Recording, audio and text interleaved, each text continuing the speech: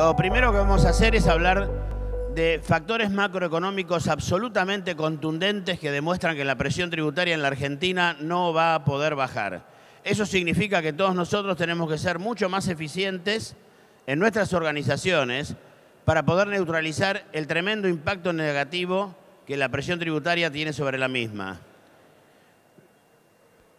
Luego vamos a hablar de cuáles son los factores microeconómicos que demuestran que este es un factor esencial de la ecuación económica del negocio. Vamos a hablar un poquito de qué es estrategia fiscal, que a diferencia de planificación fiscal basta con nuestro conocimiento, el de los especialistas, y en cambio en estrategia fiscal los necesitamos a todos ustedes. Y por último vamos a dar algunas reflexiones finales. Los datos macroeconómicos que son realmente impactantes es que en los últimos años, desde el 2002 al 2017, tuvimos un tremendo crecimiento del Estado Nacional, Provincial y Municipal, que eso se traduce en un tremendo crecimiento del gasto público. Eso provocó que Argentina tuviera que recaudar tributos para ese tremendo crecimiento del Estado e hizo que Argentina tuviera la presión tributaria más grande de la región. Hubo una fuerte concentración de recursos tributarios en la nación en desmedro de las provincias y los municipios, y obviamente eso produjo la reacción de las provincias y los municipios, creando fuertemente tasas mayores en el impuesto a los ingresos brutos y otros impuestos provinciales que prácticamente asfixiaron las economías regionales. Otro dato, Argentina, crisis. Estamos preocupados por los piedrazos de River y Boca. ¿Sí? Estos somos nosotros. Desde 1823 al 2016 tuvimos 27 crisis que duraron 45 años, las 27 crisis. Si dividimos 193 años de historia por 45 años de crisis, Argentina tuvo una crisis cada 4 años. De esas 27 crisis, 11 fueron muy profundas y 6 muy profundas, perdón. Niveles de pobreza. Se habla de la pobreza que estamos viviendo en este momento, ¿sí? En los años 70 teníamos otro país. La pobreza en Argentina en los años 70 era el 3% de la población. Hoy tenemos un 30% de pobreza. Ya en 2015 era un 30%. Y en estos 3 años simplemente la mantuvimos. No la subimos ni la bajamos. Por lo tanto, eso hay que sostenerlo.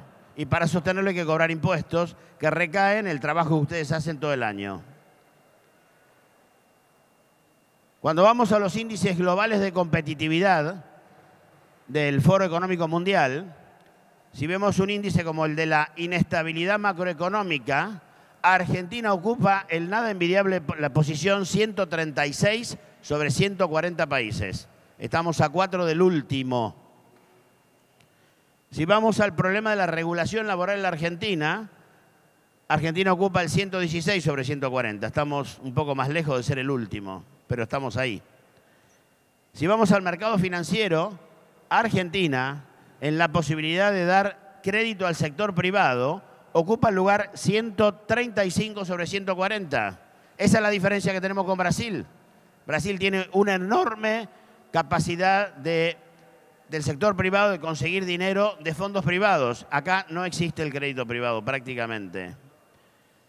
El crédito es el motor de crecimiento. Y el financiamiento de las pymes, Argentina ocupa la posición 129 sobre 140. Ser un empresario pyme en Argentina es ser un héroe. Fíjense, los años recesivos de Argentina en los últimos 38 años. Argentina está acá. Solamente nos gana Libia, país en guerra permanente. Todos los demás países han tenido años recesivos en estos 40 años infinitamente inferiores a los nuestros. Brasil tuvo 7 contra 16 que tuvimos nosotros. Ni España, que se habla tanto de la recesión y la cantidad de desocupados que tiene una cantidad de años recesivos mucho menor que la nuestra. Y en ese medio nos tenemos que mover los argentinos. Y los impuestos se llevan las 2/3 partes del trabajo de todos ustedes. Vean la realidad económica argentina. En los últimos 67 años, 68 años, de 1950 a la fecha, Argentina tuvo una inflación promedio del 130% por año. Si sacamos la hiperinflación del año 89, tuvimos una inflación promedio del 80%. Solamente tuvimos 13 años de una inflación inferior al 10%. ¿Qué es inflación? Es exceso de gasto público, ¿sí? Y eso hay que financiarlo con impuestos. Por eso esta charla después va a la cuestión de la estrategia fiscal. El déficit fiscal está en los máximos históricos de la Argentina de los últimos años. Tomó el 2015 y el 2017 para evitarle contenido político. Pero en 2015 el déficit estaba entre el 4,5% y el 6% según sea el déficit primario o el déficit financiero, que incluye el pago de los intereses de la deuda. Y en 2017 lo tenemos prácticamente en los mismos niveles. Logramos poder bajar un poquito el déficit primario, pero el financiero, que es el pago de los intereses de la deuda, va a subir, inclusive después del acuerdo con el Fondo Monetario Internacional. Decía que hubo un marcado incremento del gasto público nacional y provincial medido en relación al Producto Bruto. Normalmente el gasto nuestro estaba en el orden del 20-24%. Hoy el gasto público nuestro subió al 40% del PBI. El PBI es la riqueza que todos los que estamos acá somos capaces de generar, que es lo que paga el gasto público, paga los impuestos y paga todo. ¿Qué pasó con este gasto público? Que el gasto público nacional y provincial en los últimos 15, 17 años subió 52 veces, mientras que la recaudación tributaria para poder financiarlo subió 49. ¿Por qué menos que 52? Porque por eso tenemos déficit. Pero ¿cuánto creció la riqueza que todos los que estamos acá en el piso de arriba, en el otro lado y en todos lados, cuánta riqueza fuimos capaces de generar en estos mismos años? 30 veces más nada más. O sea que el gasto público subió 52 veces, nos sacaron dinero al sector privado para bancar este gasto público, que creció en 49 meses en estos años, pero la riqueza que creamos de donde sale esta recaudación creció a la mitad. Por eso la presión tributaria subió del 20 al 40 o al 30 y pico. Y impuestos sigue siendo un factor que en las organizaciones lo ignoran. Es una gran ignorancia ignorarlo.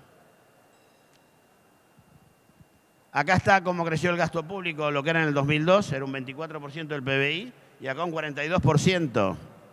Y acá tienen el déficit primario y financiero, que en el 2002, año post-crisis o de crisis, era apenas el 0,6 del PBI, o el menos 1,8, y acá estamos en el menos 0,4 y el menos 7%. Allá está cómo evolucionó el gasto público. La presión tributaria, bueno, yo le dije, el gasto público creció 52 veces, medido en estos años. La recaudación tributaria creció 49 veces y la presión tributaria creció 30 veces. O sea que la riqueza que pudimos generar es la mitad del dinero que nos sacaron por recaudación tributaria. Acá está la presión tributaria medida en términos de PBI, 18% y 30%. Ahora vamos a hacer una comparación con otros lugares del mundo. Esa presión tributaria que dije de la página anterior, que era 30%, que en realidad a mí me da 40% porque me han cambiado la base de medición, el PBI. Si lo comparamos con quienes pagamos efectivamente impuestos, que supongo que somos los que estamos sentados en esta sala, es mucho más alta. ¿Por qué? Porque los niveles... Esta es la recaudación tributaria en porcentaje del PBI, ¿sí? La OCDE, los países de la OCDE están en una presión tributaria de 30 y pico %. Argentina está muy cerca de un país desarrollado. Eso sí, nos tenemos que pagar los colegios, nos tenemos que pagar la salud, algunos se pagan la seguridad. Y además tenemos una presión tributaria similar a lo de los que no pagan salud, colegios, seguridad, etcétera, ¿sí? Y también Brasil está muy cerca, que se sabe que es un régimen tributario tremendo, pero que compensa este problema con un mercado de consumo enorme, que no lo tenemos nosotros. Y el promedio de Latinoamérica está mucho más bajo. O sea que los países con los cuales nosotros competimos tienen una recaudación tributaria que está en el orden de una presión tributaria en el orden del 20% y nosotros más del 30%. Con lo cual, cuando viene un inversor Y me pregunta, ¿Argentina es competitiva? Sí, es muy competitiva, tenemos mucho talento, estamos muy digitalizados. Eso sí, somos los más caros de la región. Y casi como Suecia. Bárbaro, ¿eh? Tenemos un marketing tremendo para vender eso. Niveles de evasión tributaria. Europa está entre el 20 y el 25, según me mueva del este al oeste. Latinoamérica está en el 40%, Asia en el 60% todavía. Estados Unidos no me dijeron entre tanto y tanto, un 9%. Directamente ellos son muy precisos, ¿sí? Ahora, fíjense, si la presión tributaria está más del 30% en Argentina, oficialmente en el 30%, para mí en el 37%, pero no importa, en el 30%. Y si de los que estamos acá, 6 pagamos impuestos y 4 no, porque hay un 40% de evasión tributaria, ¿sí? De todos los que estamos acá, 4 no pagan impuestos, 6 pagan impuestos. No digo que sea así, pero ¿está? Y tengo un 30% de presión tributaria. Si divido 30 por 0.6, ¿cuánto me da la presión tributaria real? Me da 50%. Porque si la presión tributaria, suponiendo que todos pagaran, da 30% y solo 6 de 10 pagamos, dividimos 30 por 0.6, me da 50% de presión tributaria. Es claramente la más alta del mundo. Si yo tomo este producto y digo, bueno, ok, voy a la producción primaria, que le vende a la producción industrial, que le vende a la producción al mayorista, al minorista, y llega a nosotros. Y digo, bueno, tiene tanto de materia prima, tanto de sueldo, tanto de gasto de estructura, tanto de ganancia. Y el impuesto lo voy trasladando en las 4 etapas. ¿Qué creen que pasa? Que esto o esto tiene un 70%, entre el 65 y 80% de impuesto escondido. ¿Por qué pasa eso? Por muchas cosas. Porque en Argentina hay 10 millones de personas que trabajan en forma legal y registrada y que aportan. 6 en relación de dependencia y 4 son autónomos. ¿Saben cuántos jubilados tenemos? 8. ¿Saben cuántos empleados públicos tenemos? 3. ¿Saben cuántos subsidios directos tenemos? 15. Ahí ya tenemos 16 millones. Acuérdense que éramos 10 los que trabajábamos.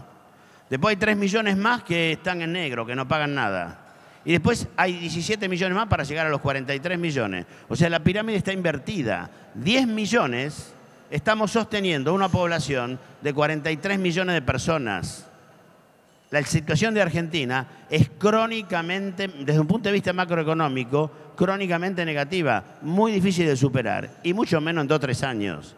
Para poder revertir una situación de decadencia de 50 o 70 años, no lo vamos a resolver en 3 años, y menos si tenemos la pirámide invertida. Tenemos que generar inversión y riqueza para que haya inclusión de empleo, para que dejemos de ser 10 millones y seamos 25 que sostienen a 43. En España, que tienen 40 millones de habitantes, hay 23 millones de personas que trabajan. En Argentina, que somos 43 millones de habitantes, somos 10 millones los que sostenemos a toda la economía. Obviamente es un problema crónico profundo. Por eso la presión tributaria es de las más altas del mundo y acá adentro tenemos un componente de impuestos del 70%, o acá, para poder sostener a una población de 33 millones de personas que no generan riqueza. Si ustedes piensan que los impuestos van a dejar de ser importantes en sus compañías, olvídense. La presión tributaria va a seguir siendo muy, muy alta, porque hay que sostener a una población de 43 millones donde solamente la 1/4 parte produce riqueza.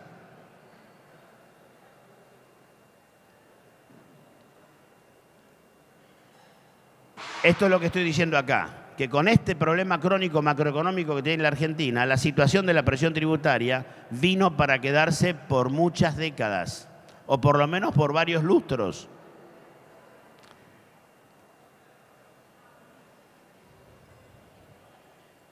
¿Por qué se ignora la estrategia fiscal? ¿Por qué se ignora? Además de que porque el 98% de los estudiantes de ciencia económica aborrecen los impuestos y luego o no la estudiaron, o la estudiaron mal, o la estudiaron bien y después sacaron el pen de los malos recuerdos. Cuando tienen que interactuar con el empresario, pueden interactuar desde la sabiduría o desde la ignorancia. Interactúan desde la ignorancia. Entonces el empresario no puede ser sabio porque nadie le transmite ese conocimiento. Porque el 98% de los que deberían saber no saben o no quieren saber. ¿Se desconoce que hay la posibilidad de hacer estrategia por falta de conocimiento tributario? ¿Porque los impuestos no le gustan a la gente? Ya sabemos que no le gustan. porque se considera un gasto no gerenciable, mucha gente cree que es un dato fijo, como la tasa de alumbrado, barrido y limpieza. Creen que no es gerenciable. Nosotros más adelante, en una charla donde tenemos más tiempo que aquí, demostramos con 50 ejemplos de casos reales de negocio que cambiando el negocio se cambia el impacto fiscal. Si yo quiero construir una planta industrial y la voy a deducir en 50 años a valor histórico, en 2050 el 2% de nada es nada. Si yo hago un leasing, me lo deduzco rápidamente en 10 años, después ejerzo la opción de compra y ahí lo empiezo a amortizar. Cambié el negocio, cambié el impacto fiscal. Bueno, de eso hay 1000 ejemplos. Por desconocimiento del impacto real que tiene el negocio, y sí, todos dicen, pagamos mucho impuesto, pero tiene un desconocimiento real. No está medido bien en las empresas. Por comodidad de los responsables respectivos, definitivamente. Hay gente que como no sabe nada de esto, no pregunta, y por no preguntar pierde. Tienen vergüenza de preguntar, es insólito. Y esto se lleva a las 2/3 partes de la utilidad de su negocio. Por falta de conciencia tributaria en las organizaciones, definitivamente. Acá el gerente de ventas, el gerente general, el de operaciones cierra el negocio y después pregunta cuál es el impacto financiero, cuál es el impacto tributario, cuál es el impacto legal. Es tarde, es un muerto. El único resucitado es Lázaro. No hay milagros en esto. Algunos hay, pero no tanto. Entonces la respuesta es sí y por mucho más. Por todo eso. ¿Cuáles son las razones microeconómicas que sostienen y defienden que hay que hacer estrategia fiscal? Ya les dije antes, 2/3 de la rentabilidad de sus organizaciones se la lleva el Estado. Ustedes trabajan y sueñan para ganar 100 y 2/3 partes de movida se la lleva el Estado con la carga previsional impositiva. ¿Cómo vamos a ignorar ese dato? Es ignorante ignorar ese dato. Estoy un poquito enojado con este tema, a esta altura de la vida. Medido en tiempo, esto fuimos los primeros en decirlo en el mercado, ahora lo dice el IARAF y varios más. Trabajamos del 1 de enero al 15 de agosto para el Estado, para los 2/3. Y trabajamos del 15 de agosto al 31 de diciembre para nosotros. Ahora estamos en la época linda, con la primavera, estamos trabajando para nosotros. Y obviamente que la carga tributaria, por su peso relativo, diluye los logros en todas las demás áreas, digitalizado o no digitalizado. Miren, este es el presupuesto real de una empresa industrial líder en su rubro. Real, un poquito viejito está. Ahora el Evita es mejor de esta empresa. Pero es real, es una empresa que fabrica, ¿sí? Acá tiene el margen bruto, acá tiene el margen neto, el resultado menos el impuesto a las ganancias, y ahí abajo está. Nosotros somos esta empresa y trabajamos todo el año, ¿saben para qué? Para maximizar estos 5.50. El fin último de cualquier ente empresario es maximizar su rentabilidad. Para hacer filantropía, para que se lleve el dividendo del accionista, para mejorar los sueldos, para hacer inversiones. Pero todos los que estamos acá porque lo que queremos es maximizar los 5.50. Si yo desagrego la carga tributaria y previsional de este caso real, me da que la carga tributaria y previsional es 9. Y esto es que esta empresa tenía beneficios en el impuesto a los ingresos brutos. Si yo relaciono 9 con 5.50, que es para lo que estamos acá, repito, me da 164%. Si yo hubiera trabajado bien los 9, capaz que tenía 14, en un ejemplo exagerado de la situación. Sin embargo, tengo 5.50, porque los 9 los ignoré. No, esto es cosa del tributarista. Está en manos de una sola persona. Hay una empresa que tiene 1000 personas para defender los 5.50 y delegan los 9 en una persona. Y ni siquiera a veces lo hacen supervisar.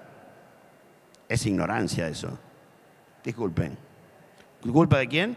De los contadores que no supimos transmitir sabiduría a los empresarios para que defiendan los 9 de una. Es como ir a la guerra. A una guerra voy con 1000 soldados para pelear contra 5 infantes. Y a la otra guerra voy con 1 para defender 9.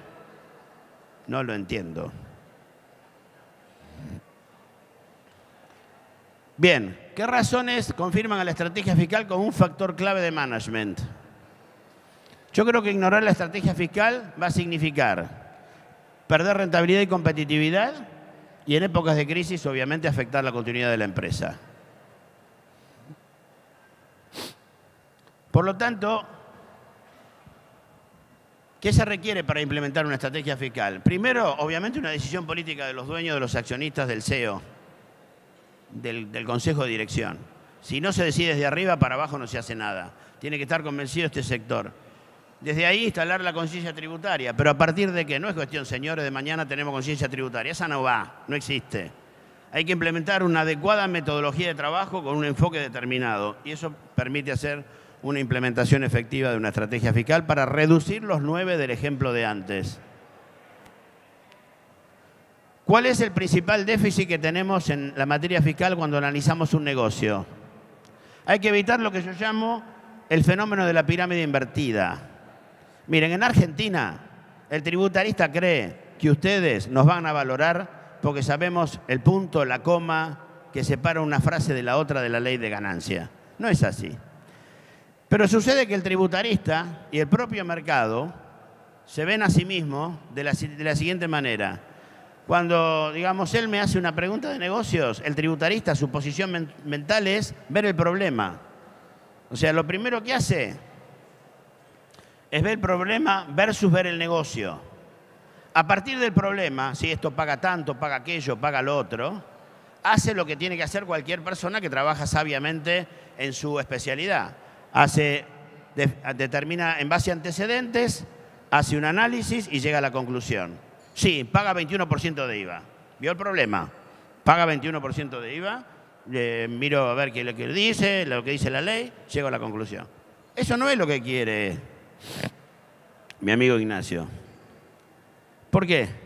Porque cuando yo creo que la contribución nuestra al negocio es que cuando él me plantea un caso de negocio, lo que él está buscando es lo contrario de esto.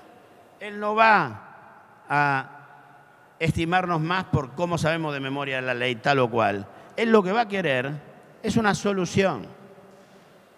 Si él me está planteando un negocio que está facturando bimensualmente porque esto es un caso real. Si me está planteando un negocio porque facturaba bimensualmente porque mandar el papel era muy caro, un negocio muy masivo, podría ser un Cablevisión, podría ser un Prosegur, cualquiera. En caso real, no voy a decir cuál. Entonces, en un momento dado dijeron, vamos a empezar a facturar cada 2 meses. Con lo cual, un mes adelantado siempre. Entonces, ¿qué terminaba pasando? Me ahorraba el costo de papel, que sería mucho, pero pagaba el IVA un mes adelantado. Años después, vemos que todas esas facturas las están mandando electrónicamente. Y seguimos pagando el IVA un mes adelantado. El efecto económico, del efecto financiero, de pagar el IVA toda la vida de la empresa un mes adelantado, es multimillonario. Y tuvimos que cambiarle el negocio de vuelta y volver a la facturación mensual. Eso es lo que hay que hacer en impuestos, cambiar el negocio. Y estar atento a esas situaciones. Si yo voy a hacer un contrato, qué sé yo, importante, donde prácticamente me hacen un anticipo del grueso de la obra, y es un anticipo que congela precio, a mí me devenga el IVA y tengo que pagarlo contra ese anticipo que devenga de precio. Ahora, yo después empiezo a hacer las compras y empiezo a acumular crédito fiscal. Se terminó la obra, solamente facturo un 10% y tengo el 100% de crédito fiscal acumulado. Me quedé con el crédito fiscal, no lo puedo decir contra nada. Ese anticipo que congela precio hay que cambiarlo, tiene que ser un préstamo financiero, con interés inclusive. El costo de eso va a ser mucho menor que comerme el débito fiscal de entrada del 90% de la obra. Hay que cambiar el contrato. Tiene que dejar de ser un anticipo que congela precio para ser un anticipo financiero. De esto en todos los rubros de la empresa, es decir, en todas las operaciones de la empresa, en lo que lleva un gerente financiero, en lo que lleva un gerente de venta, en lo que lleva un gerente general, en cada operación se puede cambiar el negocio para que tenga un impacto fiscal diferente. A partir de la solución se hace el mismo trabajo de súper especializado que hacen los tributaristas tradicionales, por llamarlos de una manera, con la misma seriedad profesional, solamente que acá identificamos el problema y acá tuvimos que cambiar el negocio e identificar la solución. Es Venus y Marte, el día y la noche. No tienen nada que ver una cosa con la otra. Son dos enfoques completamente distintos. Este es un enfoque muy técnico, muy válido también, muy respetable. Pero por eso nos dicen que los tributaristas ponemos palos en la rueda. Este es un enfoque de hombres de negocio. ¿Qué saben de impuestos? Es distinto.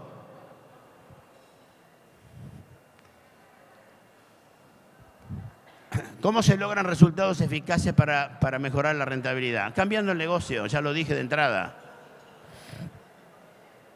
Yo tuve la suerte de trabajar mucho con las petroleras. Requería conocimiento del negocio y de la industria. Entonces un día iba por la ruta, teníamos una desgravación en aquella época, que era para la inversión en bienes de uso afectado al proceso industrial. Y proceso industrial era cuando la materia prima entraba en un estado y salía en un estado diferente en el que había entrado. Y resulta que me desgravaba todo lo que iba a la refinería, pero no me desgravaba los tanques de almacenamiento. Hasta que un día me fui a Comodoro Rivadavia y me dijeron, no, mira, acá hay recuperación secundaria. Inyectamos agua, sale el crudo a presión, ¿con qué? Con minerales, con agua, con lo que sea, entra a esos tanques y por un sistema de decantación, el agua y los minerales van para abajo y el aceite bituminoso, el crudo, va para otro lado. Y a partir de ahí un caño lo lleva a la refinería y el otro tira el agua. El crudo había entrado en un estado diferente del que salía. A partir de ahí me desgravé todos los tanques de almacenamiento. Eso significó juntar la corbata Hermé que se usaba en esa época del centro con el overol de Comodoro Pi. Y a partir de eso se produjo el milagro de la desgravación. Desgravación que hoy todavía estamos aprovechando al tiempo que duró. Si yo tengo una empresa con 2 unidades de negocio y viene Iñaki y me quiere comprar la unidad de negocio B, Iñaki es un amigo de toda la vida, y me quiere comprar la unidad de negocios B, y yo le digo, ok, te vendo los bienes de cambio, te vendo los bienes de uso, te vendo la marca, te vendo los inventarios, te vendo todo. Cada una de esas ventas de activos va a disparar un impuesto distinto. Los inventarios, ingresos brutos, IVA, obviamente ganancias, los bienes de uso, IVA, etcétera. Si yo le digo, ¿por qué no hacemos una cosa? Te vendo mis acciones por un monto tal que represente la unidad de negocios 2 y simultáneamente en el mismo instante hacemos un split off, una decisión. Automáticamente él se queda con la unidad de negocios 2 bajo las acciones que compró y yo me quedo con la unidad de negocios 1 y el costo es el 15% por la utilidad por la venta de las acciones. Bueno, de esto, en la charla tradicional que damos, hay 50, 100 ejemplos de ahorro fiscal que donde por haber cambiado el negocio se cambió el impacto fiscal, ¿sí? Otra vez vino un gerente financiero a decirme que habían vendido una empresa. Y entonces era de la época de la convertibilidad. Entonces le digo, bueno, qué bárbaro, hay que hacer el data room, hay que empezar a estudiar, ¿cómo hacemos? No, ya está. En una hora firmamos el contrato. 300 millones de pesos barra dólares porque era la época de la convertibilidad. 100 millones de utilidad, 33 millones de impuestos a las ganancias. ¿Y para qué me llamaste? No, para ver si pago el impuesto a la transferencia de títulos de valores. No, lo de Logó Caballo hace 5 años, 8 años. Y esto de que era el Trusted Advisor, el asesor de confianza, ahora me entero que, no, Guillermo, no te enojes, resulta que es una UTE que teníamos con esta gente hace 20 años, gente conocida, hay mucha confianza. Ok, ¿cómo lo vas a vender? Al contado, perdiste, en 5 meses pagás 33 millones de impuestos a la ganancia, vendelo en cuota. ¿Estás loco? ¿Cómo lo voy a vender en cuota? ¿Qué te pasa? Negro, cuota es 2 o más cuotas. Y como no era un bien de cambio, esa empresa cerraba el 31 de agosto, no existe más. Le digo, vendela en 2 cuotas, cobrar el 10% ahora, en agosto, y cobrar el 90% el 2 de septiembre el 2 de septiembre, que sería el primer día del próximo ejercicio fiscal. ¿Qué significaba eso? Aplicando el devengado exigible, pagábamos solamente el 10% de la utilidad, porque el devengado exigible dice que pago en cada ejercicio fiscal por la utilidad contenida en cada cuota que cobro. Si en este ejercicio que cerraba el 31 de agosto cobré el 10%, en lugar de pagar 33 millones de impuestos, pago 3,3. ¿Cuándo pago el otro? Por haber comparado la segunda cuota el 2 de septiembre, 30 millones. ¿Cuándo? 12 meses más tarde, porque el cierre del año fiscal era el 31 de agosto del otro año. El efecto económico del efecto financiero de haber diferido 30 millones de dólares de impuestos un año en ese momento, al 10% eran 3 millones de dólares. Significó cambiar el contrato en 2 renglones, poner un aval y hacerlo en 3 cuotas porque le dio pudor. De eso hay miles de ejemplos. Eso es estrategia fiscal. Ustedes trabajan todo el año para los 5 y hay 9 de los cuales se puede recuperar un montón para que en lugar de 5 sean 8, 7, 13, no importa. Si la tasa efectiva del impuesto es el 35% y logro bajarla al 27%, me gané 8 puntos. Ese es el negocio con los impuestos. Si acepto que la tasa mía es el 35%, si creo que mío son los 100 pesos, no. Si yo sé que gano 100, pago 35, me quedo con 65 y de esos 65 lo logro bajar a 58, a 57, me gané la diferencia. Así funciona este negocio, con estrategia fiscal. ¿Cómo es la mejor manera de trabajar en impuestos? La manera tradicional en que se trabaja en impuestos es así. El consultor te contesta cuando vos le preguntás. Cuando Iñaki pregunta, hoy sos mi chepibe, cuando Iñaki pregunta, le contestamos. Y de las 5 situaciones hay una que sirve, las otras 4 no.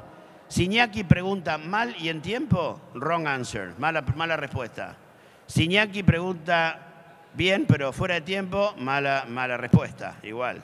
Si Iñaki pregunta mal y fuera de tiempo, mala respuesta. Si Iñaki pregunta bien y en tiempo, y yo contesto bien,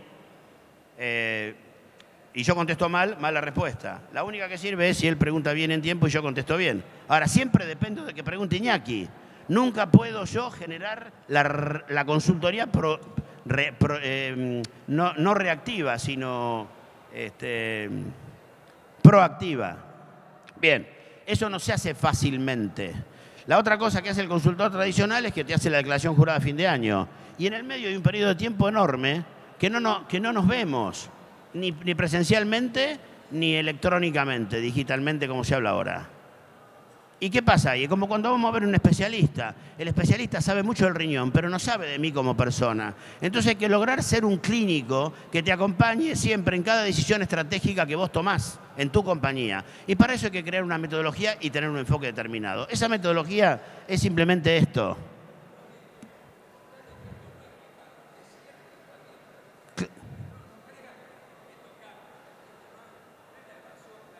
No. Esto es dentro de la ley todo. Fuera de la ley, nada o casi nada.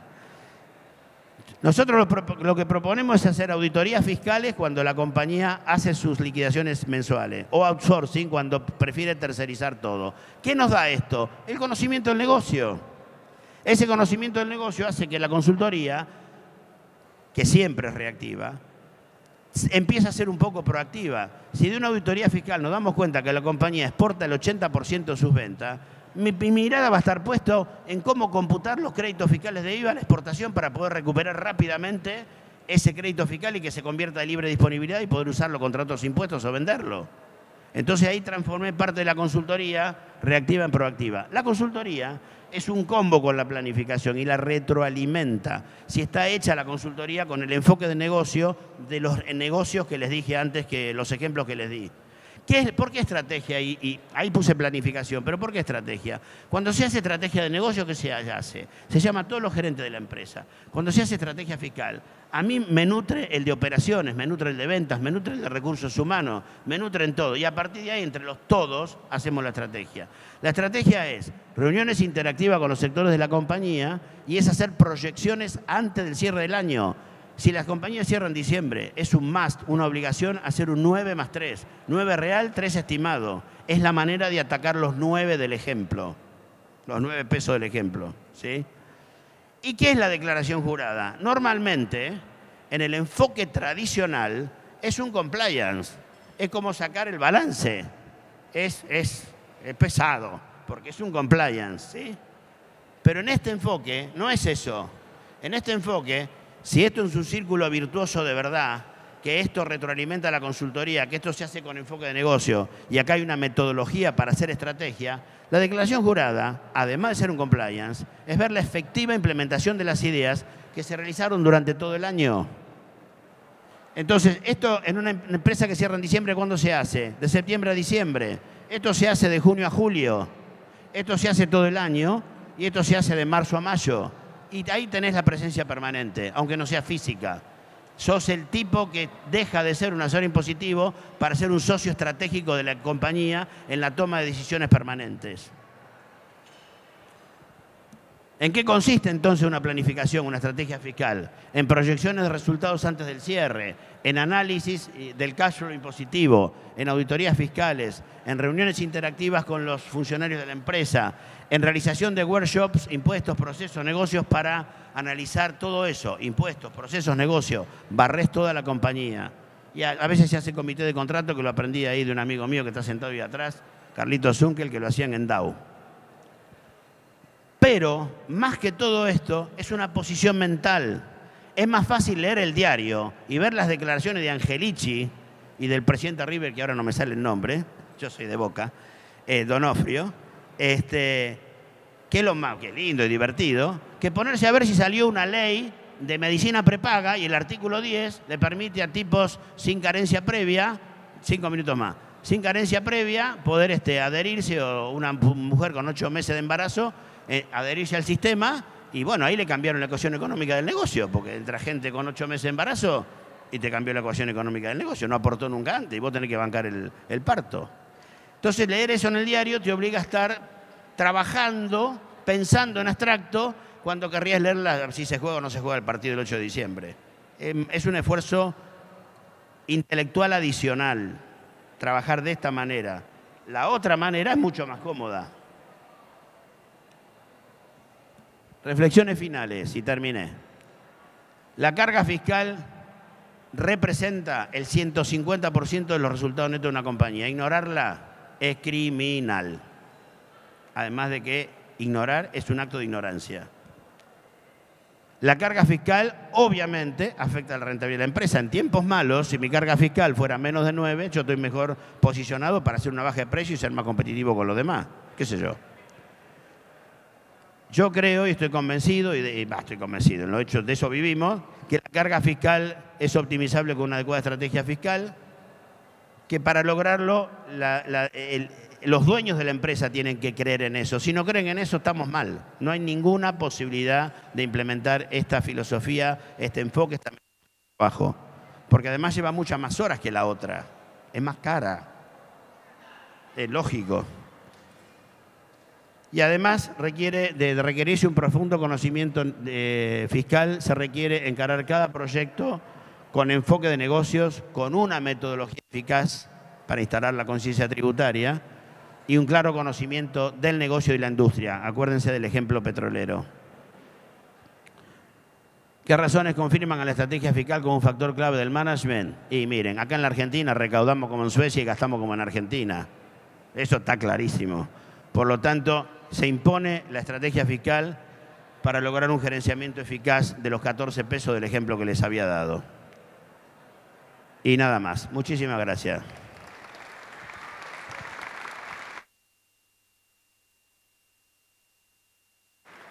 ¿Alguna pregunta? No. Sí.